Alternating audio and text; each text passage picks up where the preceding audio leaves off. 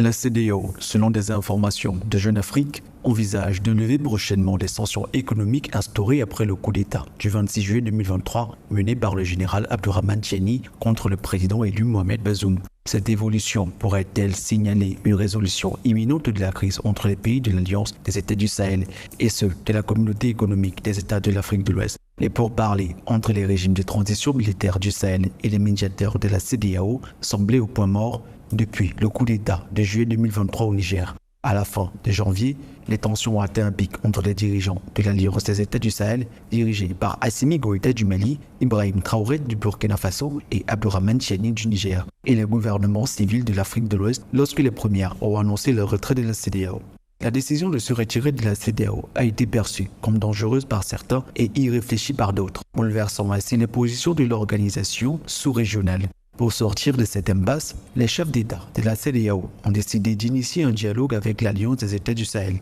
Selon plusieurs ministres ouest-africains interrogés par Jeune Afrique, la CEDEAO s'apprête à lever de lourdes sanctions économiques imposées au Niger après le coup d'État mené par le général Abdourahmane Tiani, le seul pays de l'Alliance des États du Sahel encore soumis à de telles mesures. Cette annonce devrait intervenir avant le début du Ramadan, le 10 mars, malgré l'appréhension de quelques États. L'objectif est d'éviter que cette décision soit interprétée comme une capitulation face au chantage. Un autre ministre ouest-africain justifie la levée prochaine des sanctions en affirmant que celle-ci n'était pas censée être permanente, mais plutôt destinée à mettre fin rapidement à la vague de coup d'État et à rétablir le président Mohamed Bazoum. Suite à l'annonce du retrait des pays de l'Alliance des États du Sahel, les présidents de la communauté économique de l'Afrique de l'Ouest ont discuté des sanctions lors de divers entretiens bilatéraux et ont mandaté leur ministre des Affaires étrangères pour examiner cette question, notamment lors de la session extraordinaire de la CEDEAO qui s'est tenue le 8 février à Abuja.